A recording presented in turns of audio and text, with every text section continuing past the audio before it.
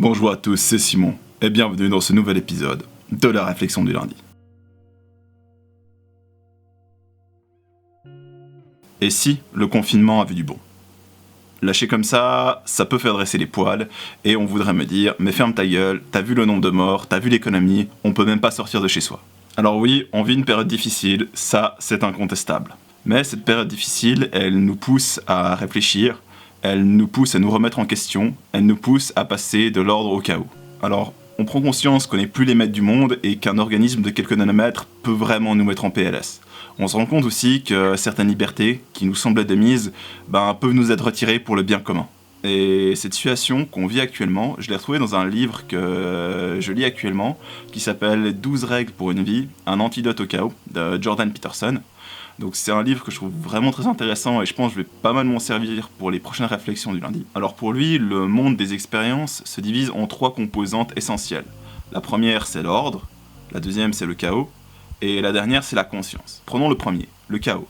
Le chaos, c'est l'inconnu, c'est l'inexploré, c'est ce plan que l'on ne maîtrise pas, c'est tous ces éléments sur lesquels on n'a pas un contrôle direct, mais le chaos, c'est aussi ce potentiel inimaginable que nous avons en nous pour faire des bouleversements incroyables dans notre vie.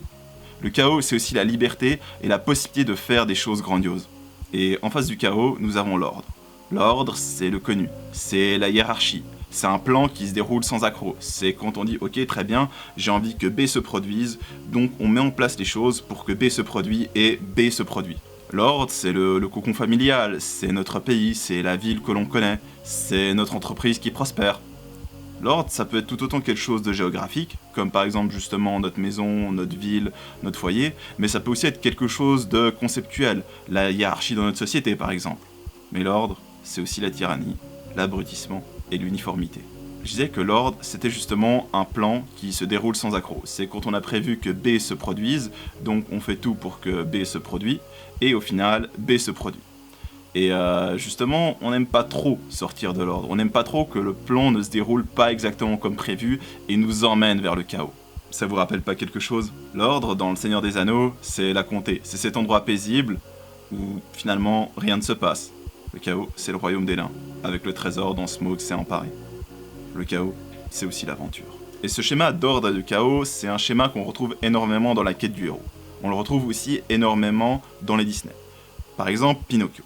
Pinocchio, qui à la base est une marionnette, a envie de devenir un enfant. Sauf que pour passer de marionnette au statut d'enfant, il doit passer par une étape. Cette étape, c'est le chaos. Le chaos, il est représenté justement par le passage dans la baleine Monstro et le sauvetage de Geppetto. Donc Pinocchio commence par être une marionnette, il va vivre justement l'aventure et sauver Geppetto, et il finit par être un véritable enfant. Alors ce schéma, on peut le retrouver dans à peu près tous les Disney.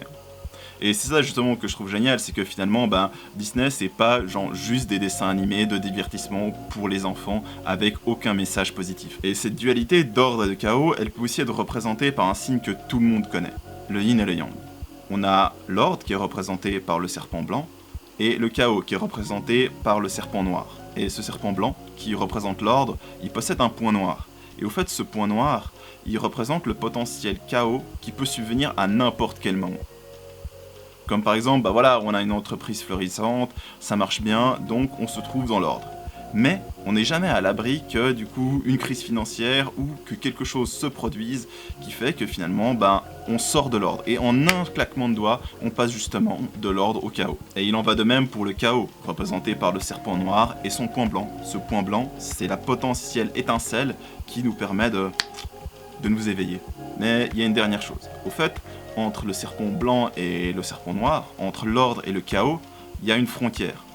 Et d'après le courant de pensée des taoïstes, le moment où notre vie est vraiment réelle et a vraiment le plus de sens, c'est au fait au moment que l'on marche justement sur cette frontière, avec un pied dans l'ordre et un pied dans le chaos. Alors actuellement, on est beaucoup plus dans le chaos que dans l'ordre, mais c'est justement à nous de tout faire pour rééquilibrer la balance et réussir à retrouver un moyen d'avoir un pied dans l'ordre et un pied dans le chaos. Pour illustrer ses propos, Jordan Peterson prend l'exemple suivant. Il va comparer une gymnaste qui, elle, est entièrement dans l'ordre, et une seconde gymnaste qui, elle, est vraiment à la limite entre l'ordre et le chaos. Donc la première gymnaste, celle qui est entièrement dans l'ordre, s'élance. Elle fait sa figure, tout est parfait, tout est extrêmement bien exécuté. Il n'y a pas une petite perte d'équilibre, elle arrive, elle fait sa présentation, c'est fini, et elle reçoit 9,8 de moyenne générale. 9,8 sur 10. Il me semble que c'est sur 10 en gym. La seconde gymnaste, elle s'élance. Sauf que, contrairement à la gymnaste précédente, cette dernière, elle est vraiment entre l'ordre et le chaos. Et le fait d'être vraiment sur l'arête, entre l'ordre et le chaos, ça lui permet d'être encore meilleure et de faire encore mieux que la première gymnaste. Et c'est justement le cas avec la situation actuelle. Avant, on était entièrement dans l'ordre, tout allait bien, on ne s'attendait vraiment pas à vivre une année 2020 comme cela, et du coup, on avait prévu une année 2020 entièrement dans l'ordre.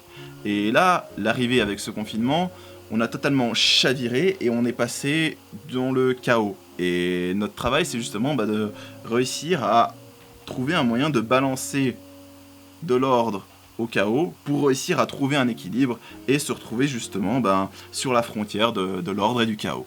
Et c'est pour ça que je suis persuadé que ce passage avec le coronavirus et ce confinement, au final, on va en ressortir grandi.